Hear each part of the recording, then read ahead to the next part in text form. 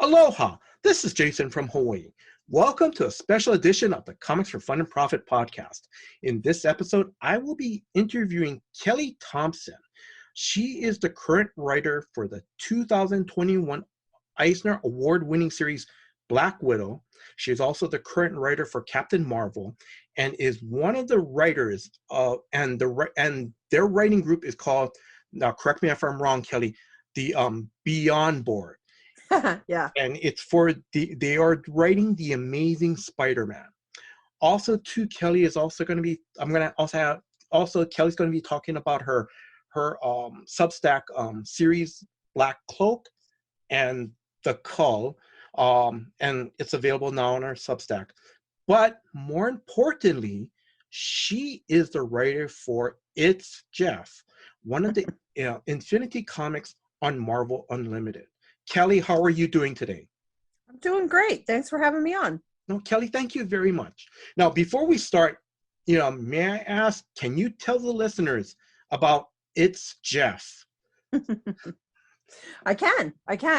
So It's Jeff is a web-only, for now, strip that's on Marvel Unlimited. They did like a brand new revamp of their app. So it's basically got, tons and tons of old comics plus, and by old comics, I just mean, I think 6 months and later is like where they start. So, it's great for sort of catch-up reading, but then they've also got a bunch of new web-only comics that they're promoting, and It's Jeff was one of the first ones out of the gate there, and I'm a little biased, but I have to say it's obviously the best one. Guri Hiru are incredible artists, colorists. They are just really big fans of Jeff, and they bring so much passion and fun to it.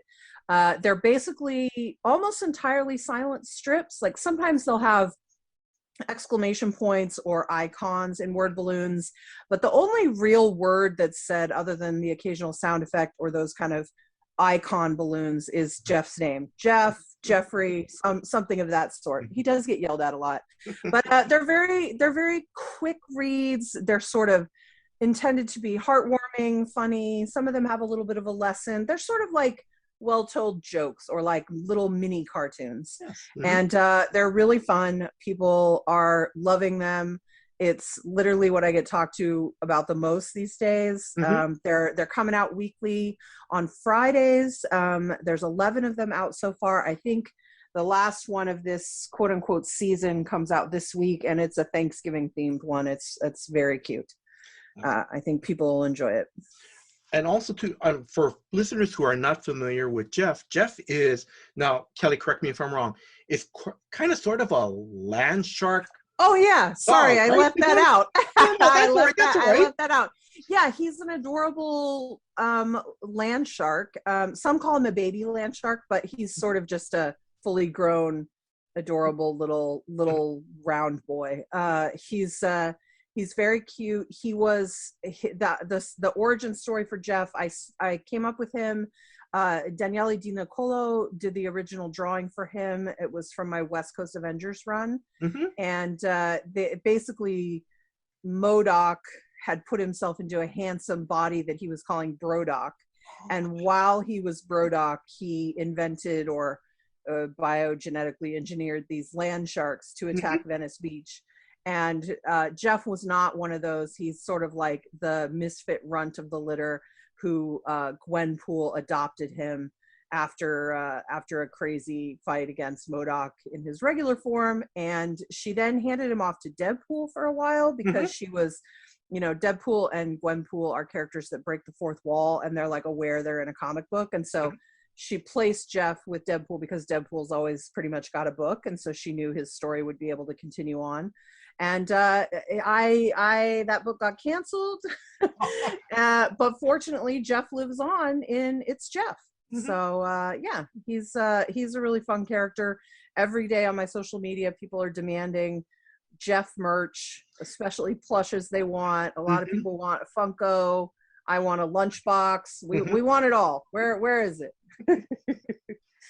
Now, off the cuff, I don't have this down, but correct me if I'm wrong, but didn't they make Jeff part of the Marvel Legends line? Yeah, he Okay. showed up in because he was in the Deadpool book, I think, and people are sort of excited about him. And I think the toy people like were catching on. Uh-huh. They put him as a side character. Yes. You can get him with the Shikla figure, who was Deadpool's wife or ex-wife, depending on what you're reading. So yeah, so there is a figure of him. It's like a small side figure. I hope one day he'll graduate to his own full figure. There's also there's a really cool Gwenpool, and I'm sorry I don't know the distributor's name. Mm-hmm. I think it's a Japanese company.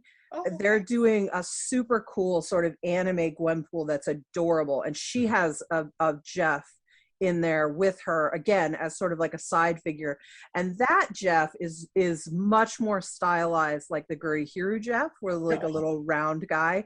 So Mm-hmm. he's very cute. So we'll have that coming, but I'd like him to so far most of what I have for Jeff are fan art stuff that people have either sent me or that I've bought from them, Wow, that's like nice. needlepoint and a crochet Jeff and patches. This one woman's making these incredible patches. People just love it. They're really freaking out for him. It's been super fun. Mm-hmm. That's pretty cool. That is. Thank you very much for sharing that. Of course. Now, before we start the interview, I just want to go over your history. So, correct me if I'm wrong at any point. So, you started off as a staff writer at Comic Book Resources between 2009 2015. You wrote two prose novels, The Girl Who Would Be King in 2012, Story Killer in 2014. And then, now correct me if I'm wrong, was this your first comic book series you wrote, Gem and the Holograms from IDW? It is. It's not the first comic strip I Oh, I'm sorry. wrote, but it was the first one that published. Oh, So because I had already my Substack collaborator Meredith McLaren she and I were working on a graphic novel that had been picked up from Dark Horse, but oh, it was like 160 pages or whatever. So we'd been working on it for like a year when I got the Gem job. But so okay. Gem actually started coming out before Heart in a Box. So it did end up being sort of my first thing. Although I did do a charity story in the Womanthology book. It's just a 4-page short that I wasn't paid for, but I got to work with Stephanie Hans, who did the covers to most of my books, and I'm a very big fan of hers. We're friends. So that was fun to sort of do something like that. So that was probably technically the first thing I published in comics, was that charity thing. Uh-huh. But yeah, Gem was the second thing to hit publishing. So for sure. Mhm. And I don't know that I'd call myself a staff writer, but I did freelance write, and those Oh, those okay. those dates are about right. So yeah. Okay. And then I'm just going to name other works that you've done. You did, I believe, a short story in it's called Verto from Creepy in issue number 20 from Dark Horse, 2015. Mm-hmm. Nancy Drew from Dynamite in 2018. And then, Mm-hmm. of course, your Marvel work. I'm just only going to name a few. Like you mentioned, the West Coast Avengers from 2018 to 2019. Hawkeye from 2016 to 2018, Jessica Jones from 2018 to 2019. Now, I'm going to ask, did I miss any of your works that you're very proud of? And you can just give them a shout out or. I'm proud of all of them in a Mhm, weird way. I mean, I think A-Force was my first big thing I did for Marvel, sort of mhm, on my own. Has a lot of female characters I really love, and mhm, particularly issues 5 through 8 are mhm, with Ben Caldwell, who it was a long dream to work with Ben. So mhm, I particularly love that. And Ian Herring did our colors there. So I particularly love those 3 issues a lot. We created a Dazzler Thor, we were having a really good time. mhm. Um, so I love it. I also am very fond of my Deadpool stuff. We only got 10 issues, but I think we made a lot of them. We did a Mhm, lot of fun stuff with it. But yeah, I think Jessica Jones, West Coast Avengers, Hawkeye, those are some of my favorites other than the stuff I'm working on now. I will say, in addition to the Nancy Drew that I did for Dynamite, I did 2 volumes of Sabrina the Teenage Witch mhm. for Archie Comics. Yes. And I did those with Veronica and Andy Fish. And I just think they're really lovely and fun. And Mhm, they're a little bit dark because they're dealing with sort of witch stuff, mhm. but Yes. they keep it sort of light. And you get Salem the talking cat. Like, what's not to like, right? It's a good Mhm. time. All right. Okay. Let's see. I'm going to continue on. Um, where can listeners follow you on social media? The best bet really is Twitter, I'm sorry Mhm. to say, which is No. at 79 semifinalist. Mhm. And I think Substack is really, I know it doesn't feel like social media, but that's the best way to keep track of me these days. I'm posting every week to that. It's Mhm. got a ton of fun, cool information in it. So that's 1979 semifinalist.substack.com. Okay. And then I'm forgive me because I didn't get a chance to research this part yet, but where did the 1979 semifinalists come from? Because that's It's yeah. it's Spike, by the time I got to social media, there's a million Kelly Thompsons in the world. Oh, So I knew I needed to sort of brand myself a little bit. And 1979 semifinalist is a very favorite song from one of my favorite bands called the Bad Plus. oh, Um, and then I also sort of think of it a little bit, this is a little silly, but it's sort of a state of being, right? The idea of being a constant semifinalist. hmm, Not because it means you're not winning, but because it means you're keeping trying. Do you know what I mean? Like, yes. you're not there yet, keep going. Hmm. So it's sort of a little bit of that's sort of the energy of what I'm doing. Keep going. We can do Oh, it. that's Let's pretty, go. but that's pretty cool. That's a great way. Thanks. Yeah, Thanks. that's pretty cool. Thank you very much for that. Of course, I'll tell you, I get asked that question a lot. And I think you asking that today is the first time I've gotten the answer down the way I'd like it to be. So just try to memorize what I said to you for the Okay. future. All right. Now, where did you grow up? I grew up in a lot of places. My dad worked, did not for a military company, but they ended up bidding a lot of military government jobs. And so there was a little bit the feeling of being a military brat where, Hmm. every 6 to 10 years, you sort of pick up stakes and move to a new location. So Hmm. I was born in California. Hmm. It's still sort of what I consider home. Hmm. And then I lived for, gosh, 6 or 7 years in Colorado. Hmm. And then I lived for my formative high school years in Salt Lake City, Utah. Hmm. And I left as soon as humanly possible. It's very lovely, but it's not for me. Hmm. Listen, it's a very beautiful place. The people are incredibly nice. I don't really like being landlocked to start, and then to finish, it's incredibly conservative and religious. So that's not really my vibe. Hmm.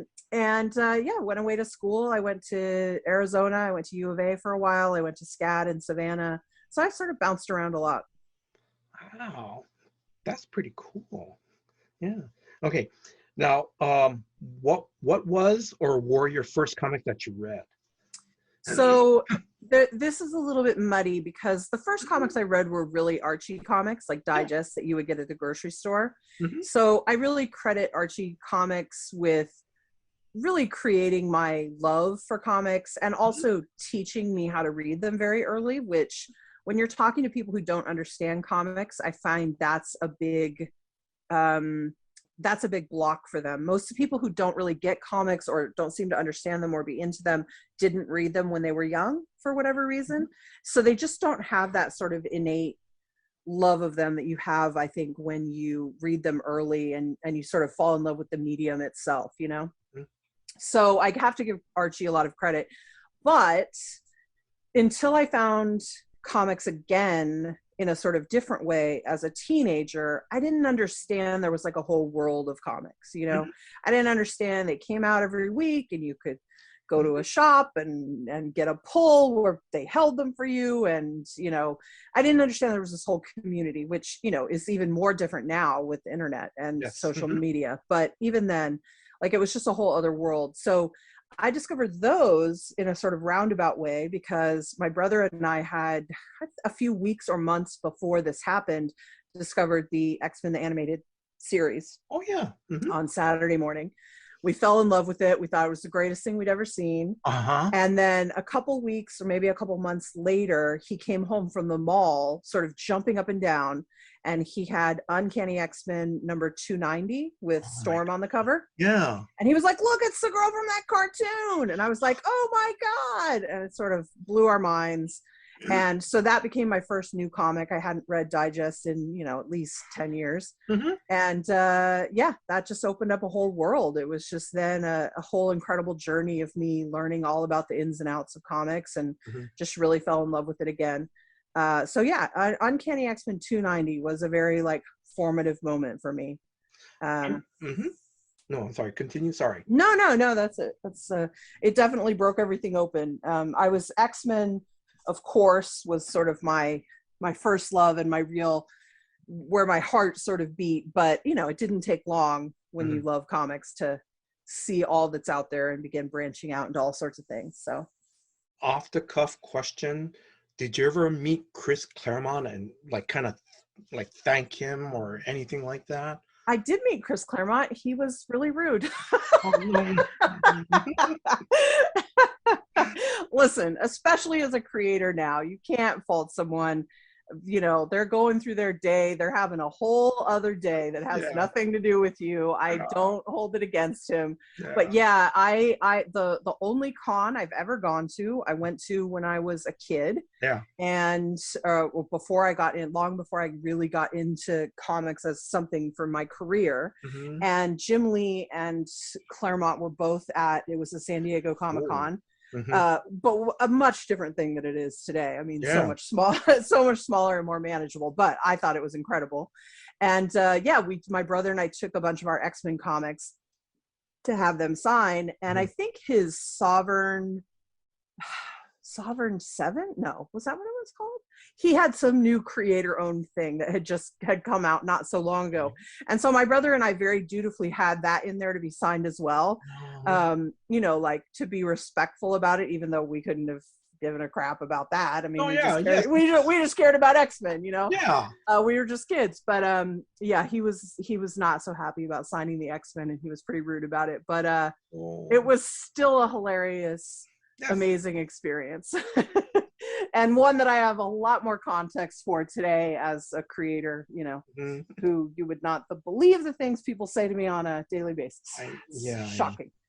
I mean, it's also amazing. I can go online at any time and people are just being nice to me and saying incredible things that are so wonderful to have someone say to you. But, there's always the other side of that coin as well. So I have a lot more, more respect for why he might have been rude to us on that day, Yeah. I'm sure it had nothing to do with us. Yes. Oh, I'm sorry about that. That's all right. I'm going to move on to another question. Okay. So Drew wants to know, the codes for Comics for Fun and Profit, he submitted this question. What was your first LCS? Actually, for you and your brother. Yeah. So it wasn't the first shop we went to, but when we figured out enough about comics to understand that we needed to get a pull, and that was a thing. Yes. Our pull was at Night Flight Comics in Salt Lake City, which is a little bit famous, actually. It's in a Frank Miller comic. I can't remember, one of the Sin City ones, I think. Oh. Yeah, it's drawn into that. She knew Frank Miller. It was run by a woman, which Mimi was her name, and I 100% credit having a really good inclusive shop. As I didn't have that bar that a lot of women, and I don't know, I don't hear a lot of stories of it happening to people of color and other minorities, but I hear mostly about it happening to women. But that might just be because I am a woman, I'm not sure. But a lot of women have a really bad experience at comic shops, and it really turns them away at important formative times for them when they're trying to become a fan. And I got very lucky where everyone at that shop was very cool. They were very into my brother and I discovering comics. They were great. Great. I won tickets, or they gave me tickets to the Crow one time, just randomly. They were a great shop. They were a great shop. Oh my God. I'm were you in high school at this time when you went to see the Crow? I'm sorry, I'm just asking. Yeah. No, I was in high school when I saw the Crow. Yeah. Okay. Were your parents kind of go, yeah, go see that movie? Wait, what rating is that? They were pretty good about it. I mean, I think a lot of American parents, they're less worried about violence than sex, weirdly. Yes. I think they were pretty good with me. I was a very responsible, together teenager. Mm-hmm. I can't remember. I wanted to take my younger brother to it, and I can't remember if they let us do that or not. I think maybe they didn't let me do that. I can't remember though, because I do remember when Mimi gave me the ticket, she was like, "I think probably your brother's too young for it," and I was like, Okay. "Oh, okay." Okay. So, but it was fun. I'm sorry. Before I continue on, an off-the-cuff question. So, the other year, the like the brother that came home with the X-Men 290 comic, was he an older brother or the younger brother? Younger. Both my brothers are younger. Okay. Dave also came back. That was Scott. He's my middle brother.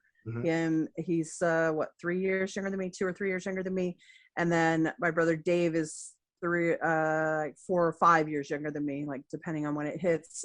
Dave brought home X-Force #3, but he never really got into comics. Okay. He tried it a little bit here and there. He would sometimes read stuff. I thought I maybe hooked him a couple years ago because he really liked Saga. I sent him Saga and he really liked it. And he did really like it, but he never quite made the leap into other books. I've tried, but it's just not for him. Okay. So I'm gonna ask. So is it Scott? Is he excited that you're a comic book writer? He's very supportive. He really loves it. I think sometimes he sort of can't believe it because who could, right? It's weird. Okay, this is going to be one of those off-the-cuff questions that I don't have written down. But the Scott, if Scott comes over for dinner sometime and he talks to you, he turns to you, go, "Hey, can you get Jim Starlin to sign this book?" Does he do that? I'm kind of joking, but you know what I mean. Yeah. Well, he's not. I mean, he's still into comics, but he doesn't read them as sort of not the way I do. I mean, he's not that involved with the industry like that. Also, he unfortunately still lives in Salt Lake, so I rarely get to have dinner with him. But yeah, we talk about shop sometimes. We've sometimes, shared that kind of stuff. But I think he has the problem that a lot of people who love comics have, is that when you get older and you don't have that much free time to yourself because you have kids, job, wife, whatever you've got going on, comics takes a lot of energy to stay involved in. It's not like a TV show that just beams into your house every week. There's a lot of different stuff. There are a lot of different options. And I think real fans want to stay engaged in all of that stuff and want to stay current, but it can be very overwhelming very quickly. Yes. Especially if you've got a lot on your plate. I mean, I remember as a teenager, I rushed through those books that I got every week, not a single sentence went unread because I had tons of time. Yeah. What was I going to do? Right. Yes. Just read some comics, man. I'm living the life. But, when I stopped reading for a while when I was in college, but like when I was living in New York, I was buying all these books every week, but I was so busy with work and I was trying to write on the side and I was doing all this stuff that the stack was just getting insane of unreads, and it becomes really overwhelming and it starts to feel like a chore instead of this thing that you're so into. And I think there's a real funny irony there because the fans, they really stick with it. They really have such a love for this medium, but it's ironic that we really mostly write entirely to them. Yet it was when I was a kid, and a teenager and all of that I had the infinite time that comics, sort of sometimes needs. So it's a little ironic. So I know listeners, this is only an audio podcast. Kelly can see behind me my boxes and boxes of comics that I still haven't read. And oh no, Kelly, I'm going to joke with you. Okay. I'm just going to joke with you. We're still in Court of Owls, right? Right. The New 52 is still, we just started, right? Yeah, I feel you. It's a particularly hard with books that have double shipping, like Batman. Man, it's a brutal schedule. Also, I don't know how the writers do it, man. It's very overwhelming to do a weekly book. I mean, I lucked out because I'm part of a team, so I don't have to worry about it like that, but it's a lot, man. And we're going to touch a little bit on that when we start talking about Spider-Man in a minute. Okay, so how did your journey to working comics begin? So I went to So I always wanted to be a writer ever since I was little. Like some of my earliest memories are of writing stories in books and like not just writing stories, but making little construction paper books out of them. Like I remember when I was really little, like 6, I did a series about some mermaid sisters. And then for each book, it was focused on a different mermaid. And so I would make the construction paper cover, and then I would cut out a circle on the front and then draw the mermaid on the first page. So like I was doing die cut before I even knew what die cut was. So it wasn't just that I wanted to write, it was that I wanted to create things, I think, and I wanted to share them and people to like them and be interested in them, which is not wholly separate from just wanting to write, but I think it is an interesting distinction.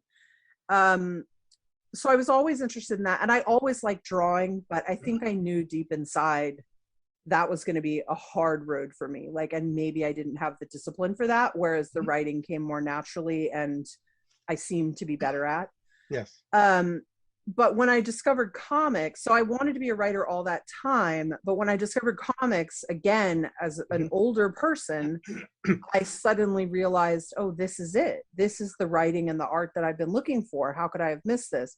And so I went immediately from those comics being brought home to making my own comics. So like creating my own characters and writing my own story. Like there was no there was no gap between those things starting. It was like I read the comic and then I started sketching and creating my own stuff, like it just immediately. So it never really went away from me. Like many things though, as you grow and change, there was an ebb and flow to it. I went to the University of Arizona, and I technically was an art major, but you know, in the early days at a 4-year college, you're mostly taking basic poli-sci and things like that. So it wasn't until my second year where I started taking some art classes, or some serious ones. And I was considering transferring to maybe Savannah College of Art and Design to study comics. Oh, okay. But I was very nervous about it, and I wasn't sure what the right decision was. And it was one of those key moments in your life that a lot of people don't get these, but if you get them, I feel like you're very lucky, and you should hold on to it and like really make changes in your life based on a thing that's happened, right? So what happened to me was I went to class, this graphic design class that I really liked, and we were doing a new project, and for extra credit you could design. So you were designing like a bottle and like for a drink, and I think a lot of people were doing alcohol, so it was probably alcoholic something. And if you wanted to do the extra credit, you could build like the carrying case, like whatever the 6-pack is or whatever. You could build that to go with your bottle. And I really liked the project, and I was excited about my idea. I thought it was cool. And so I was like, I'm going to do the extra credit. So I do the extra credit. I stay up late into the night, and I go in for crit day, and every single person has done the extra credit. And I realized, it just hit me like a ton of bricks. I was like, I'm never going to be the best at this, because when these people go home at night, they're still thinking about graphic design, and I'm thinking about comics. I'm never going to be the best graphic designer because it's not really what I want. And I was like, so I don't know if I'm going to be the best at anything in comics, but I can at least try it. Like, this is the world telling me a thing. And so I made my decision right there that I was going to transfer. I needed some money, so I took a year off to work to save some money. And then I transferred to SCAD, where I got a degree in sequential art. When I left SCAD, I think I went to LA for a few years and just worked just to, I was always writing on the side, but it wasn't really working out. I moved to New York at a certain point, and sort of continued that thing, working jobs, doing my writing on the side. Around the 2007, 2009 area that you noted at CBR, I started blogging, which led me to Brian Cronin, who ran Comics Should Be Good.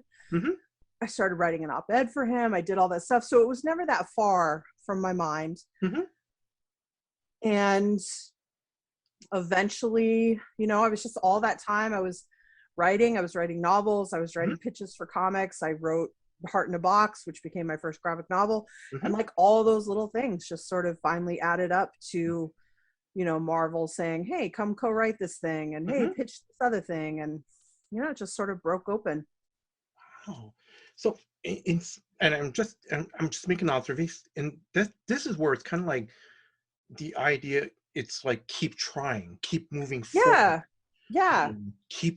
Not keep trying, but I'm sorry, I'm kind of rephrasing, but it's keep doing this. Yeah. It's keep pushing. Pushing. I mean, I think when I talk to people about my career, a lot of them are really shocked how far I've come. I was talking to someone on a different podcast about how long it had taken us to get a Black Widow movie, that when we were all talking about it and bitching about it as a community, where was our Black Widow movie? I hadn't even started publishing comics yet. And now I've published hundreds. I've won an Eisner. Like, that's how long. So like, that's how fast it happened, or that's how long we waited for a Black Widow movie, depending on how you choose to look at it.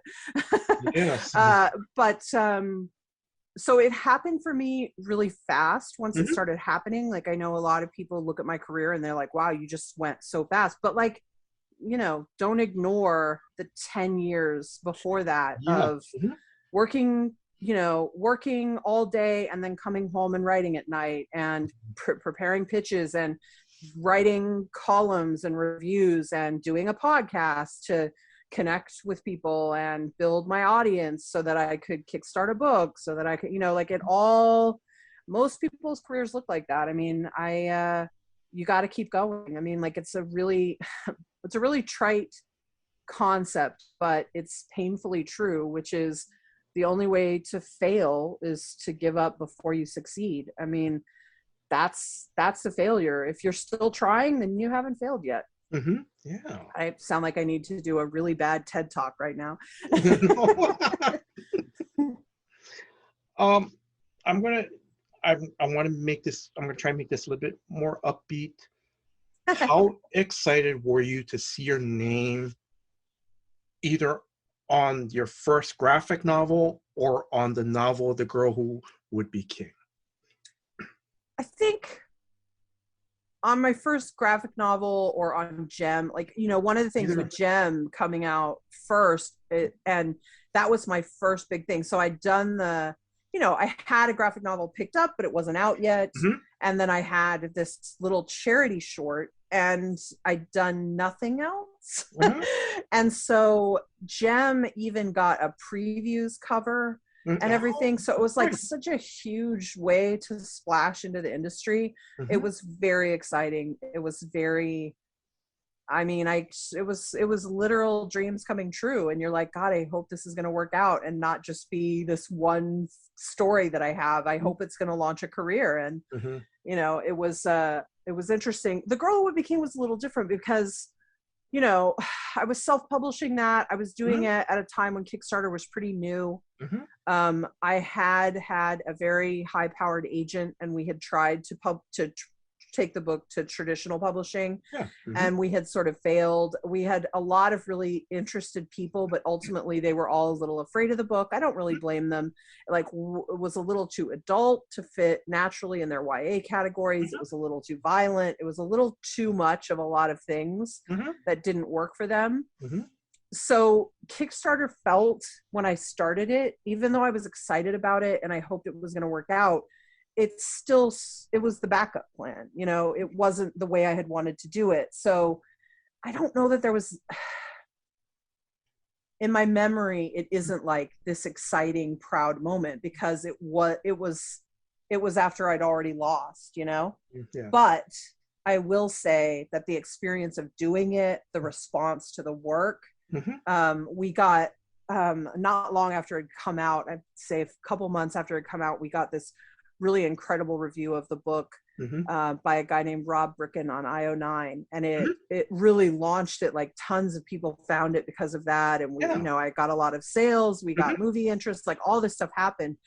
That was definitely a moment, though. Like, more so than seeing my name on the cover, that was when I was like, oh, this could really be a thing, So it's just an observation, but and please don't take this the wrong way, but in some sense, it's kind of good that whatever major publisher turned it down, because you never gave up on your story, your book. Yeah, I mean, And I you think found another outlet to. yeah. Yeah. I think there's two ways to look at it, and it sort of depends on the day to how I feel about it. I mean, because my career has gone so well, Mm-hmm.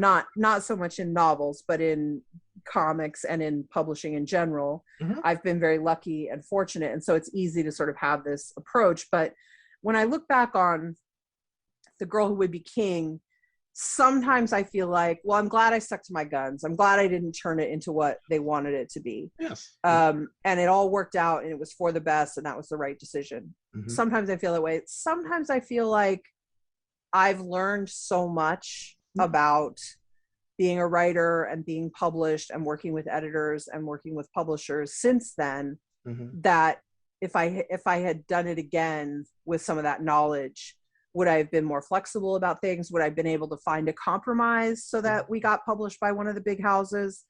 Maybe. Would it have been a better book? Maybe. Would it have been a worse book? Maybe. I don't know. But it's path not taken, right? It's always tempting. So, but like I said, I'm just going to ask, off the cuff question. The Girl Who Would Be King, is it available anywhere if listeners are interested in checking it out? It's available on Amazon. It's also on Barnes and Noble, like digitally, or you can get, like, they'll do a print on demand paperback, which is pretty great. Yeah. But they're not that cheap because they do them print on demand. The price is pretty high for a paperback. It's like $14 or something crazy. But it's available on Kindle and Nook and iPad and all that stuff out there. Same for Story Killer. Story Killer, you can also still sometimes find the Kickstarter exclusive hardbacks here and there. Like I have some for sale in my shop and stuff like that.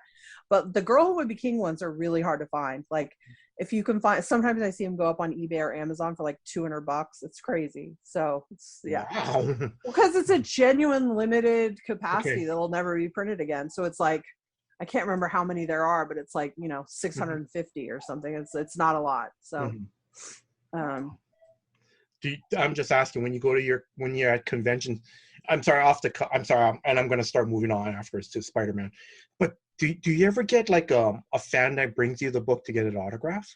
Well, I don't do conventions, so no. I don't do conventions and signings, but I do sometimes have people, not with any of the novels, but with comics, I have people send me stuff to my PO box sometimes, because you can get signed stuff from my store, but if they have a certain thing they want signed, I let people send it to my PO box. Like, not if they want to send me like 50 comics, but they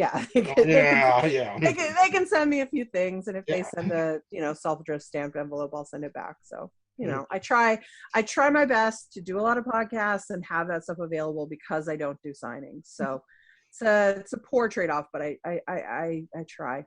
But again, thank you for coming on to our podcast. Thank you very much. Yeah. Okay, I'm going to move on to The Amazing Spider-Man. Now, this is the part where, we talked about, I backed up on my reading and all this, because life gets in the way. Now, I hear you. I remember Ben Reilly from the late 80s series by Dan Jurgens. And again, I'm backed up on my reading. So may I ask, can you update our listeners on what's happening to Peter Parker? I know he's in some coma.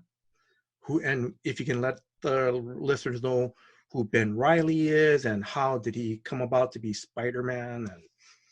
So the good news for readers who might be behind in their reading or who want to try something new or whatever, is that you don't really have to have read the old stuff. I mean, if you pick up Amazing Spider-Man 75, which is by Zeb Wells, it'll pretty much give you everything you need.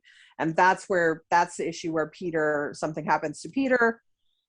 Ben's already in the Spidey costume. He's sort of being fronted by a company called the Beyond Corporation, who's sort of made him the more public Spider-Man. So there's some conflict there, but Ben and Peter are very close. So, it pretty quickly gets worked out into a more amenable situation.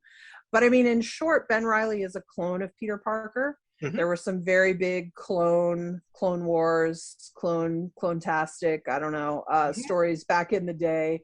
You know, and Ben wasn't the only clone. There were, I mean, you don't have a story called Clone Wars without there being more than one. That's right. But Yeah. but I think he was probably the most notable, the biggest fan one. He became Scarlet Spider for a while. He had a very crazy 90s costume. Yes. So, but you know, I'm not the most well-read Spider-Man person either. I mean, I did my research that we needed to do for this, obviously. But I think that this, other than Ben Reilly being arguably the lead protagonist in our series, there's not much related to like clones in the story. Like, I think we deliberately wanted to move away from this. Like, we didn't want this to feel like, oh, this is another clone story. It's like, yeah, Ben Reilly's a clone, but that's about the only clone thing about this, you know? So, yeah, it's been great. It's been really exciting. I'm excited about some of the characters we've brought in and some of the threads we're developing. It's been really great. Yeah, because I'm going to say one of the characters that's very interesting is Maxine Danger. Is that correct? Yes. Can you tell his listeners a little bit more about her?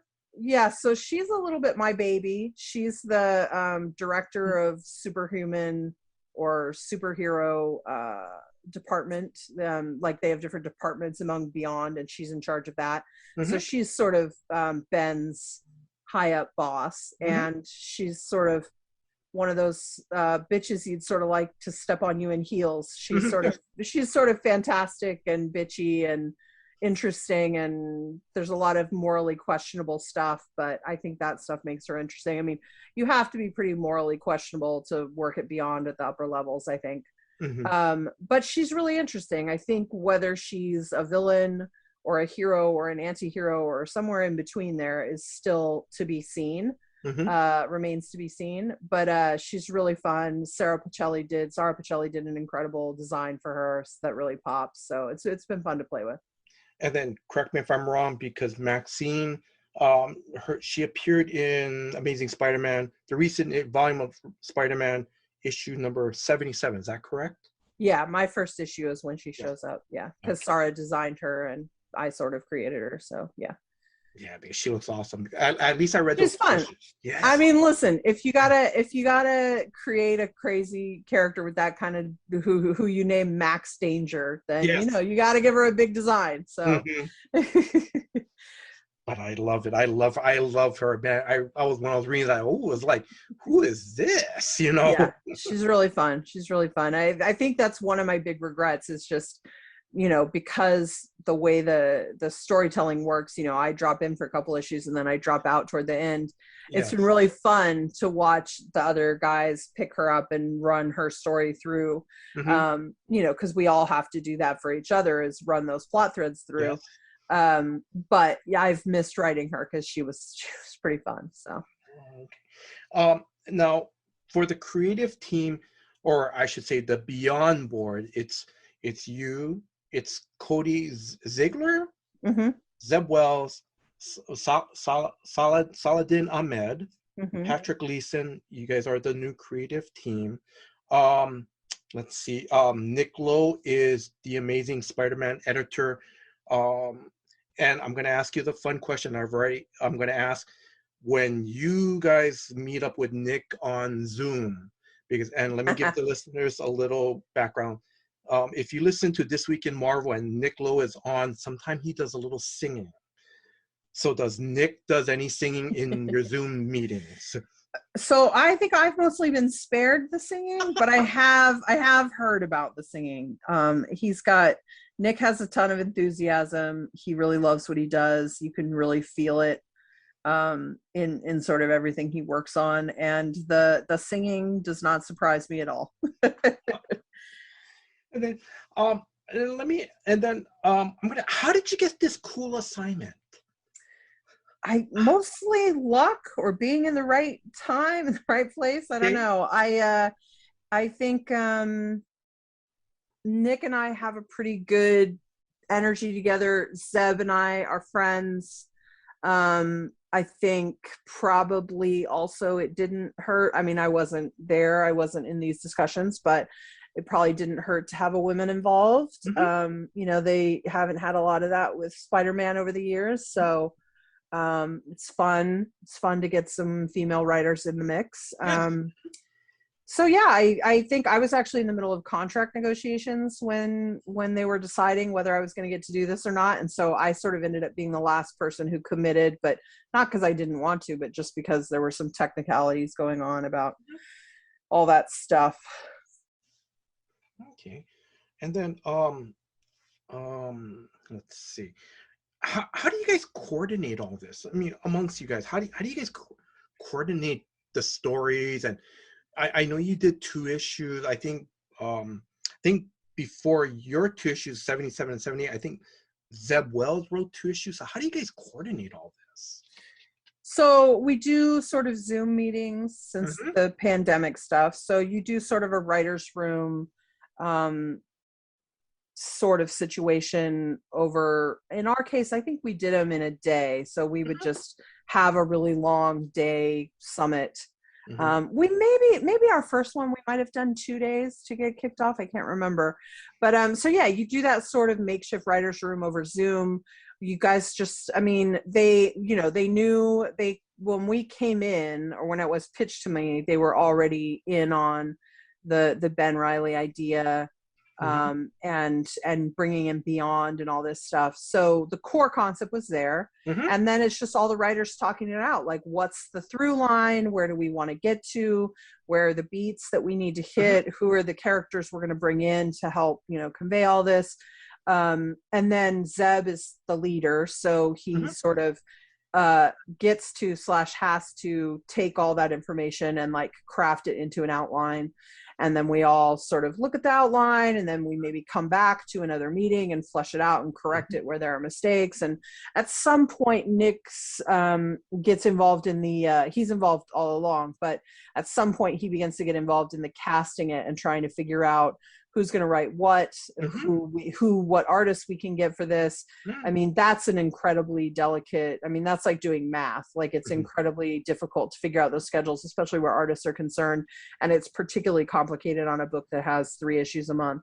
Yes. So, so some of that, which issues we should write, came from things that we were interested in, or things that we thought we were particularly good at and would excel at. So like, I'm very interested in all the Beyond stuff because I'm a very big Next Wave fan, and that's where that character comes from. So, or that's where that concept originated, sort of, or is at least most famous for. And so I was really interested in building a lot of that stuff. I was interested in creating Maxine. I was interested in sort of showing off the behind the scenes at Beyond and stuff. So like, that was part of why I ended up where I ended up, 77 and 78. And then, for like Saladin particularly, he's obviously very connected to the Miles stuff. So, they slotted him in so that he could do more of the stuff that was going to involve Miles. And so, yeah, it's a little bit what works, and it's a little bit what we think people are going to really respond to and be excited about and be best at, And then I'm going to, because I know you mentioned Next Wave, because I've heard so many good things about that. I'm not being sarcastic or anything. Something I've always wanted to read, because I believe it was a 12 issues limited series, I think. Yep. I think they wanted to do more. I think it was very expensive to do and time consuming, because it has this incredible Stuart Amonin art. Yes. And I think, Next Wave is a book that wasn't super popular when it came out, and then it sort of became a real cult hit after the fact. So I think they probably would have liked to have done more than 12 issues for it, but I'll tell you what, they're almost perfect. So I'm sort of glad for what we got. Sometimes a limited story is good, Yes. Yeah. So listeners, if you're interested for that Next Wave, it's available on Marvel Unlimited, or pick it up, order it, order the trade from your local comic shop.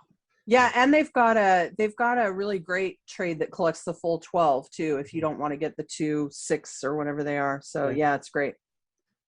Okay, let's see. Now, no spoilers. Are you guys working towards something big to celebrate Spider-Man's 60th anniversary of his first appearance in Amazing Fantasy number 15 next year, 2022? I think that's more a question for Zeb. I think my level of involvement is probably, I mean, I think it's pretty limited. Just even just not because I've been X'd out of anything or locked out of anything, but simply just because I've got a lot on my plate. And so I think they keep me a little sequestered in that respect. So, but I wouldn't be surprised if Zeb and Nick and other folks are planning something cool there. Marvel loves to get an anniversary going, so I'd be shocked. I'd be shocked if there wasn't something in the works. All right, I'm gonna jump down to Easter egg questions. So the first one I wanted to ask you, Dr. Kafka, was that your idea? No. No, she's been around for a while. I can't remember where she originated exactly, but that's a fun little bit, and I was excited to get to make that joke about cockroaches. Yes, because and just for our listeners, I mean, because I remember, God, I think it was in college when I read the short story by Franz Kafka, The Metamorphosis, where the guy was turning into a cockroach. So that whole part, because I read that. So was that your part you put in there about turning to half cockroach, half spider? Was that yours? Yeah, yeah. That was mine. I just like that joke. That was great. It was. It's hard for me to resist a good joke sometimes. Sometimes you should, like, not do it, but I loved that one too much. No, but I loved it too. I did. It was like, oh my God, Now the next Easter egg. Now I read one of your interviews on Marvel.com, and I saw it in issue number 77. There is one scene where some guy coming out of quote unquote the sandwich department. Now there was a question. Now I can't remember the question exactly, but something about if we ever go to Mars, what type of food do you want in Mars or something? What? No, that's not from the issue. No, not from the issue, but from your interview, and I think you said sandwiches. Oh yeah, it is. Sandwiches are like my favorite thing for sure. When people ask me what's your favorite food, I will probably say sandwiches. I don't know for sure that that's true, but it feels true. Yeah, so we just, there was a lot of stuff, part of what Beyond, especially if you've read Next Wave, you'll know this, but it also, I think Al Ewing did a great arc with them too.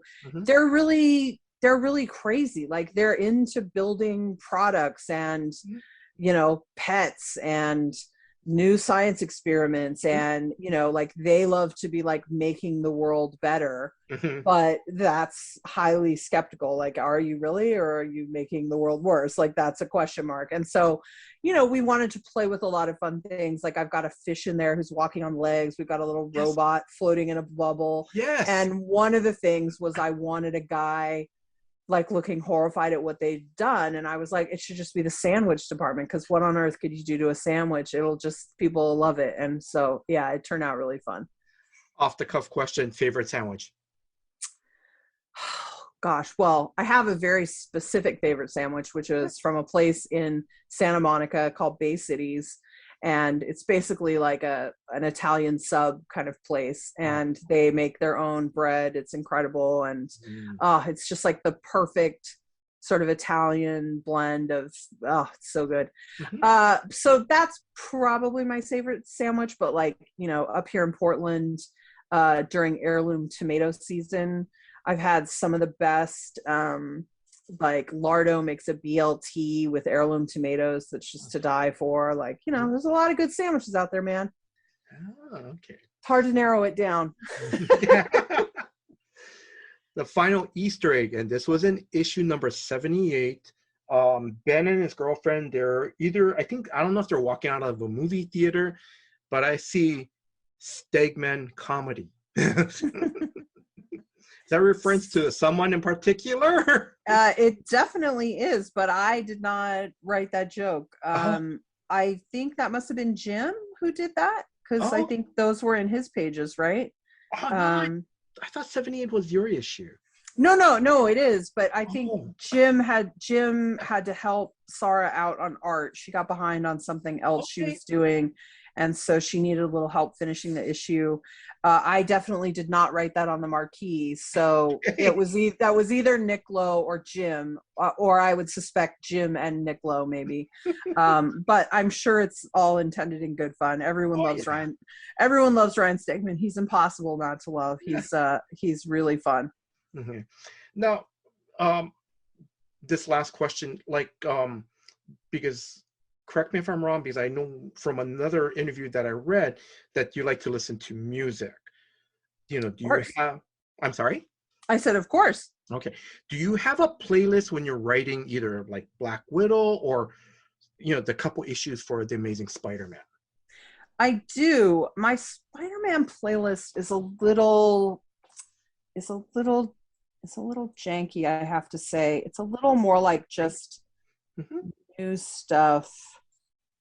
I didn't break it out the way I usually do. I think it's just because I was so busy. I usually do individual playlists for like Captain Marvel, Black Widow, Yes. Deadpool. I find music very helpful, not only to keeping me on task, which is a big problem that we all suffer from as writers, but also I use it as a little bit of a Pavlovian thing. Like if I hear certain songs or certain songs in a row, Hmm. um, it's just triggers me to think about, oh, I should be writing that thing now, like Hmm. because of just the repetitiveness of having done it that way. But I did screw up a little bit on the Spider-Man because I was sort of just using a new playlist I'd created for some creator owned, but it was such a good playlist that I ended up using it a lot for Spider-Man because it had a lot of energy to it. Yeah. um, but yeah, it's very helpful for like, especially, like a great example is when I was writing Deadpool and it's the pandemic and it's like I was really depressed a lot of the time and did not feel like writing a lot of jokes. Hmm. Or you're in the mood for that but you really need to be writing Black Widow, so it can really be helpful to tune those playlists very specifically to like help shift your mood over to what you should be writing. So Okay. All right. Now I'm going to move over. Next set of questions, I'm going to focus on your Substack. Now, I'm being honest, listeners. I'm sorry. I'm going to ask this dumb question because I know Substack is a little bit new to me. So, and I know you mentioned in the beginning of the episode, but again, where can listeners join your Substack? So if they go to 1979 semifinalist.substack.com, you can Oh, okay. subscribe. You can subscribe for free, and so far everything's been free. I haven't put anything behind a paywall yet. Hmm. There are brand new, very cool comics starting up soon, Hmm. and at least some of that will be behind a paywall. Hmm. I also have I've got this cool script post, behind the scenes scripting post I'm doing this week where a ton of really great creators like Chip Zdarsky, Matthew Rosenberg, Rainbow Rowell, Saladin Ahmed have given me fragments of a script, because one of the questions I get asked the most of is how to format a script, how to make it look right, blah, blah, blah. And there aren't rules in comics the same way there are like if you write a screenplay. Like the screenplay has a very strict formatting rules. um, I would say comics have guidelines, Hmm. but everyone does it a little differently. Everyone sees someone else doing something and goes, oh, that's cool, and borrows from it. So I thought putting some cool examples from different writers who approach it differently might be helpful to people. So like, there's also posts like that. Hmm. We're really trying to build a little community. So you can only comment right now if you're a paid subscriber. I think that's part of how we're going to maintain sort of the integrity, so it doesn't become like a Oh, yes. Twitter Yeah. nightmare situation Yeah. over Oh, there. yes. Yeah. Yes. But you can see all the posts for now for free. There's interviews with Elena Casagrande and Lee Charbet and Carmen Carnero. We talk about superhero costume design. Hmm. I'm hopefully going to do an interview soon with Adam Hughes about covers. Wow. There's all sorts of cool stuff. There's behind the scenes stuff for the Black Cloak book that I'm working on. That's going to be the Yes. first comic that I put out with Meredith McLaren. So Hmm. we've put up some character designs, and we talked about a first page and like the color on that first page and the evolution of where we thought we started. We were like, oh, it's so great. And where we ended up was so different. And we talk about all that sort of stuff. It's really fun. Now, that's a great segue to Black Cloak. What is the story about? So Black Cloak is a sort of classic detective or PI story, but set in a fantasy world. So it's sort of like all the creatures in the world got together to defeat the great evil. They vanquished it, and now they gotta all get along in like the last city that's left standing. And so they all basically live in this walled city of Kyros. Not every single creature, but most of the creatures left in the world live there.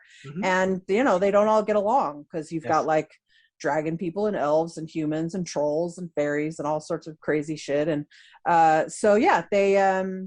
it's this detective story about a murder that has taken place in sort of, that's the opening pages. We sort of see it taking place, and it's the investigation into that. And it's really, it explores that world a lot, like what it's like to be a Black Cloak.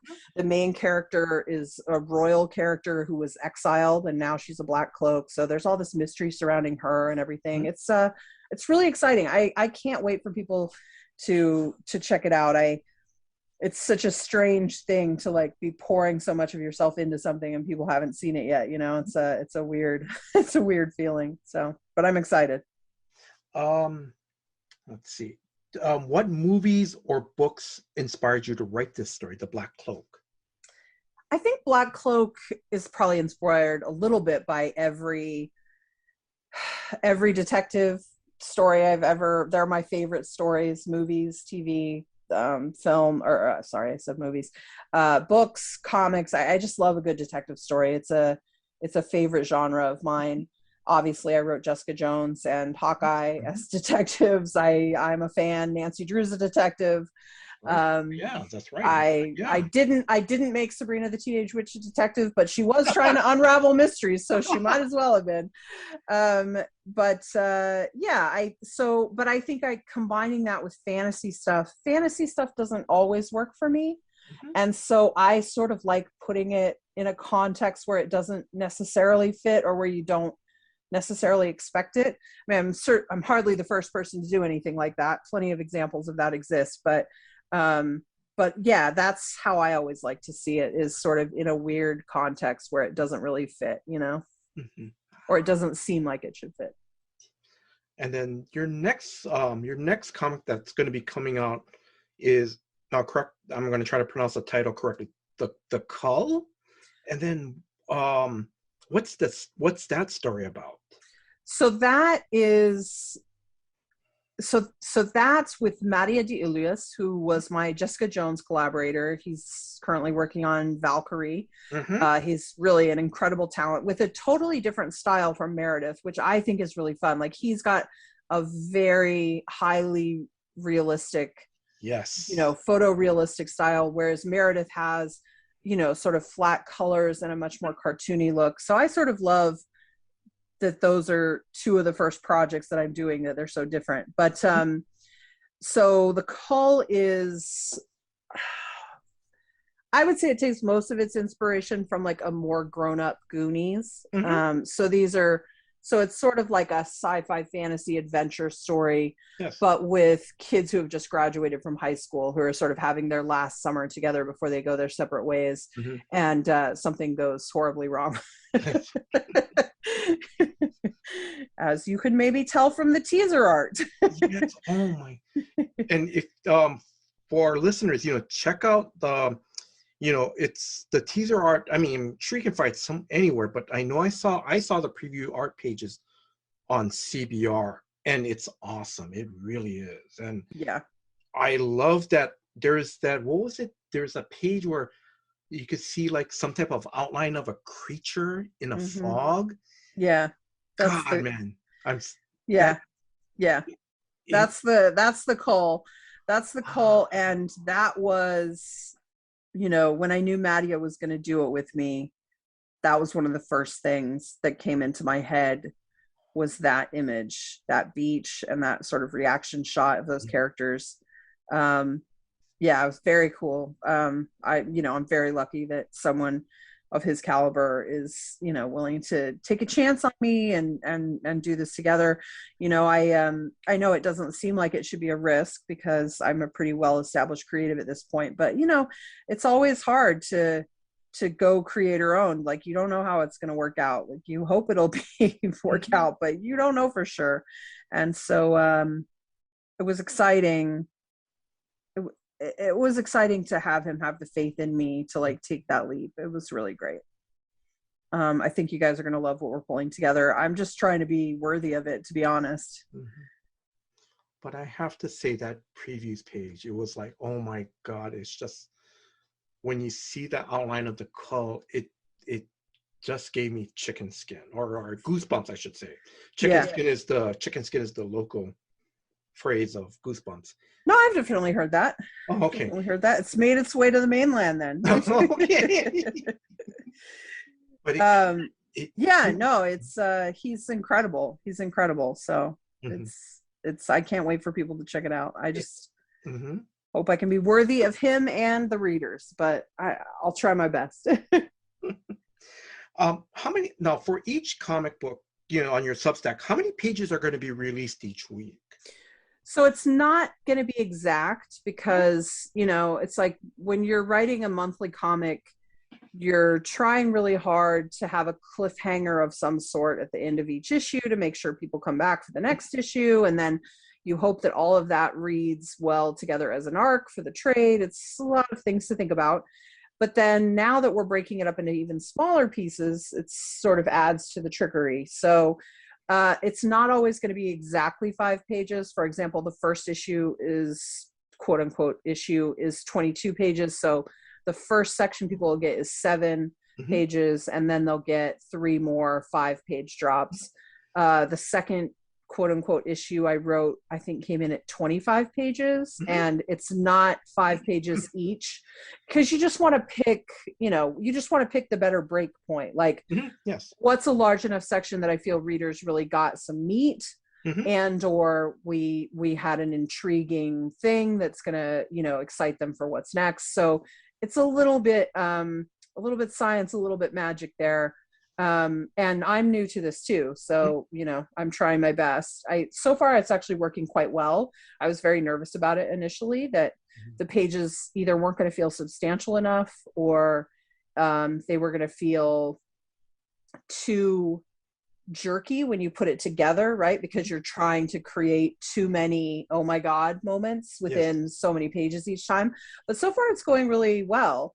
And it's breaking quite naturally without me changing my style too much, which tells me that it's probably how the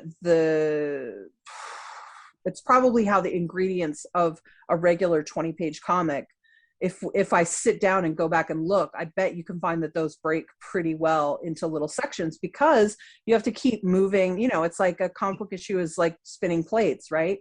You're spinning these, but then you need to bring these other ones in order to get to the place you need to go. And so I think this is just a slightly more complicated version of that. I was also reminded, I don't know if you ever read these, but many years ago when I was not reading a lot of comics, I discovered the Warren Ellis, God, what was it called? What was the name of that? He did was it Global Frequencies? No, okay, but fine. No, but you, man, what was it called? My God, I just looked it up the other day. I'm losing my mind. Anyway, Warren Ellis did a comic online that they did it in 6-page installments. And I don't know why they chose that, but I went back and looked at that again. And yeah, it's a little bit like the Substack model to me. So yeah, it's, I think it seemed foreign to me when I started, but I think actually when you start to examine it, it works pretty naturally. Wow. It was called Freak Angels. Sorry. Oh, okay. No, I'm going to say I've never heard that. Okay. Are you planning to print the Cull and the Black Cloak sometime in the future? Yes, I have partnered with Image for that, and I'm very excited about it. Nice. You know, I've never gotten to do anything with them before, so I'm very excited. I don't know what the schedule is going to be for those Yeah. yet, and I don't quite know how it's even going to look. Like, for example, for Black Cloak, we all felt like the cliffhanger at the end of 22, Hmm. while it worked for a weekly cliffhanger, we Hmm. didn't feel it was great for a end of an issue cliffhanger. Hmm. So I think we're going to actually combine the first two issues for an oversized issue one. Hmm. So, you know, we have a lot of decisions like that we're making. So I don't know what the schedule is going to be yet. And of course, the things going on in the world have made things worse: paper shortage, shipping delays, supply chain, Hmm. labor chain. It's, you know, it's tough. But eventually, yes, they will be printed comics that people can grab, Hmm. both floppies and trades. Um, what do you like about Substack and print? Um, I think the great thing about Substack so far is that they've given us money to create our own stuff and own our own stuff, Hmm. which is huge. But the thing that surprised me most about it and that I'm into more than I thought I would be is this feeling of creating a community, Hmm. this feeling of creating, you know, not just, oh, hey, here's people who like my work, but here's like-minded people who might also like each other and that we can all talk about this stuff with. I also think that, you know, something Nick Spencer's really excited about, and I didn't realize it at the time, but I definitely think he's right, is that it's an incredible time to be a fan, or especially a fan who wants to be a creator, because there's just so many resources out there of Yes. people showing process, showing behind the scenes stuff, Hmm. giving you access in interviews to pages, to scripts, to art, you know, so you can see how all of this is built. I mean, back when I discovered those Uncanny X-Men comics and fell in love with comics and started writing them, like, I didn't have any guidelines. Like, there was no online to show me what a script should look like or how to do it. I was just writing it in my, you know, college ruled notebook, like, you know, putting someone's name in the margin and then their dialogue after it. Like, Hmm. I didn't know. And so I think that that kind of stuff is really cool. And I'm certainly not the only one doing it. A lot of people are doing those kind of posts. I mean, Scott Snyder is running a whole school Yes. out of his. So it's just a lot of really cool stuff that, I mean, I think because I'm very invested in the comics, I think the comics are the big seller. Hmm. But I always thought that. And now I think, oh, there's a lot of other stuff that's interesting too about this. So Hmm. that's been cool. Um, I think print versus digital, I mean, we're collectors. Yes. The desire for print is never going to go away. There's Hmm. something tangible about it that is very different and almost has become even more precious, I think, to us in a largely digital age. Hmm. There's something wonderful about knowing that someone can't delete that file and now you don't have it anymore. Like, I think for comic collectors, we're a little nerdy and neurotic, and I think that doesn't sit that well with us, this idea of not really owning it or not really having it fully. But I also think that digital is a game changer in so many ways. Hmm. A lot of people don't have access to a shop or a good shop. Hmm. um, you know, digital comics, while not cheaper initially, Hmm. there are some that are cheaper, and if you're willing to wait a little bit, the price can become better. Yes. So there's a lot of ways in which digital comics are more inclusive, not to mention all the really great free stuff that's out there on online, Yeah. webtoons and stuff. So I think, you know, to me, it's always been a hybrid. It's not one or the other. I Yeah. love shops. I don't want that stuff to go away, but I don't think there's anything wrong with exploring both, you know? Yes. And the thing is, I agree with you on, like for digital comics, like you said, that, and I remember in one of your interviews that, not a lot of people have access to comic shops or let's say even a grocery store that Yeah. the grocery store has comics, their own, and it's nothing against Marvel or DC, but that's all they're going to carry is DC or Marvel, and it's always going to be a limited whatever Yeah. sells: Batman, Superman, Spider-Man, Yeah. Fantastic Four. Yeah.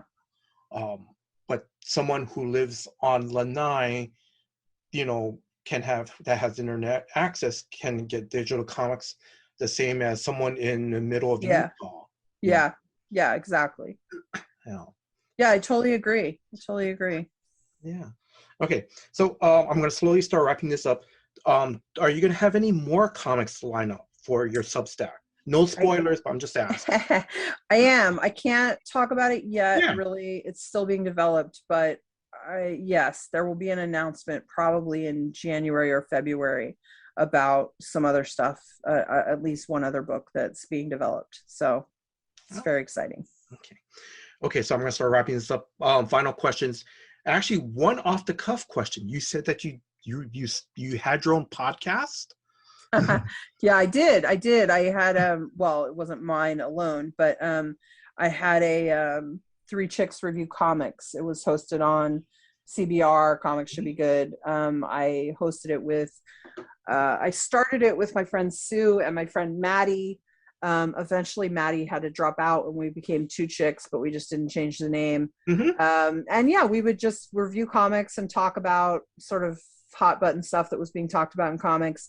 And then at some point we started doing a lot of interviews, which was both really fun and I really enjoyed it. And it was also ended up being a good networking thing for me because I got to meet and talk to a lot of people who, I think that's probably the first way I ever talked to Kelly Sue DeConnick. And then, you can't draw a straight line to eventually 2 or whatever years later, I co-wrote a book with her at Marvel, but I don't think it's, it's also not a line, you know what I mean? Like these are the way that you make connections with people and that eventually pay off years down the line, That's right. And now correct me if I'm wrong, because it was it, I'm going blank. Captain Marvel and the Carol Corps. Yeah. Okay. Yeah. That was my first Marvel job, and it was with Kelly Sue DeConnick. And I still don't know to this day how it came about, like if she recommended me or if they were just looking for people and they suggested me to her and she said, okay, I don't know.